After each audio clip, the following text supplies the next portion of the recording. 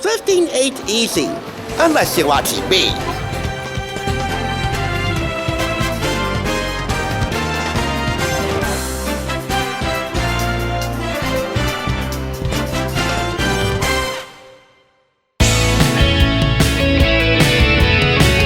Welcome back. You're watching the Thrift Store Rundown, where we bring Hollywood home on a budget. Today we're kicking off our Sizzling Storyteller Summer with 5 classic fun family activities. Next up, unleashing your inner flower power with some of HGTV's finest. Or not really. I'll explain as we move forward.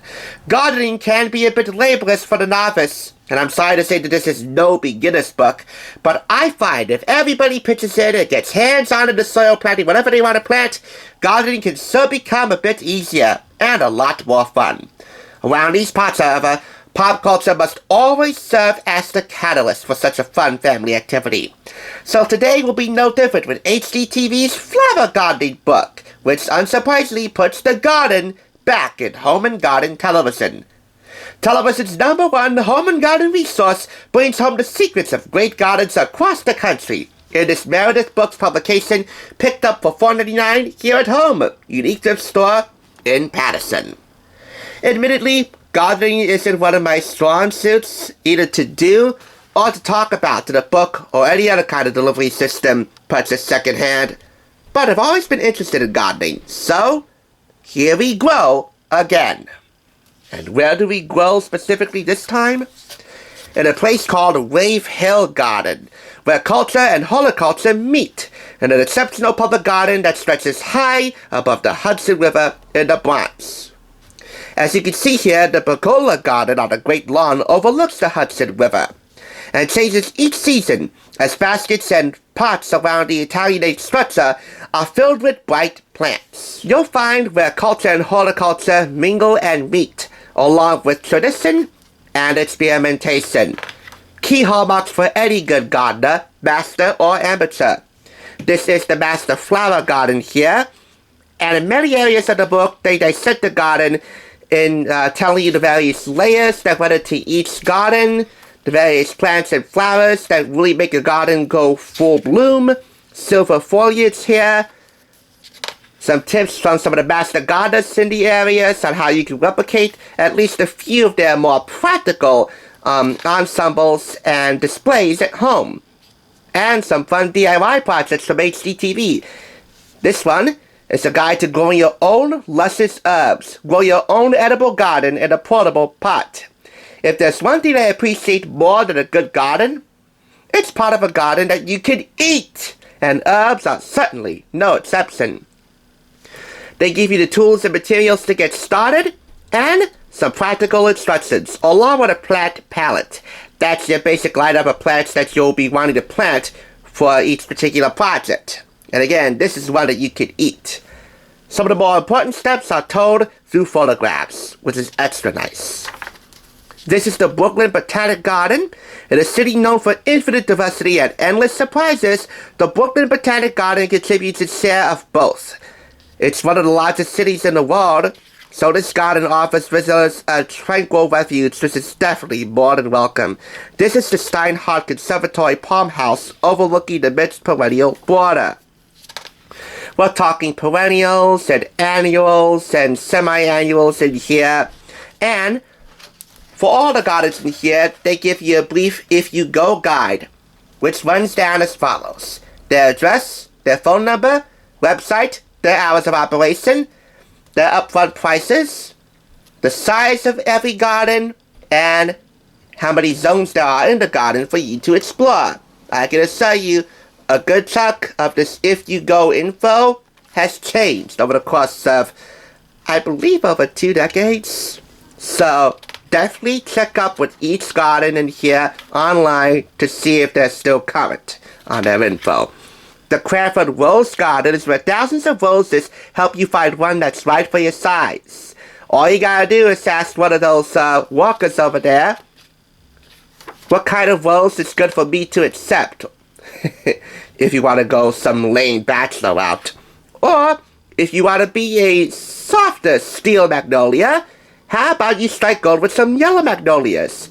Hybrids that glow like rays of sunshine. And here's another fun DIY project, bare root knowledge. Start your roses out the right way for sweet smelling results. So you don't have to ask anyone over there, will you accept this rose? Actually, you're the one accepting this rose. Come on, Pete, no more Bachelor references in gardening, please. It's just too easy, and I don't know how to angle them right. Anyway, this is a DIY project for you to grow your own roses at home. I feel like a little bit of a history buff, so I want to show you this Monticello garden. Monticello, of course, was the garden cultivated by our third president, Thomas Jefferson. Yes, he did a lot more than just preside over a still-developing nation and bring mac and cheese over to the still-developing, still-hungry nation from France. So it only makes sense that there is a learning center in this garden that tells you how to grow heirloom seeds and, what's the word I'm looking for? Preserve them, yes, for future generations. There's also the vegetable garden here. Thomas Jefferson was nothing if not borderline herbivore, omnivore, or vegetarian. I mean, yeah, he liked his meat, but I bet you anything, his obsession with growing vegetable gardens was so borderline, like vegetarianism. He was past it. This is a DIY project, seed saving, getting a jump on next year's crop by harvesting seeds this year. Once again, they give you the tools and materials you'll need, practical instructions, all of them outlined in photographs here. 1, 2, 3, 4, 5. Along with some easy picks for you to try and plant at home. The gardens in here definitely go beyond New York and Virginia.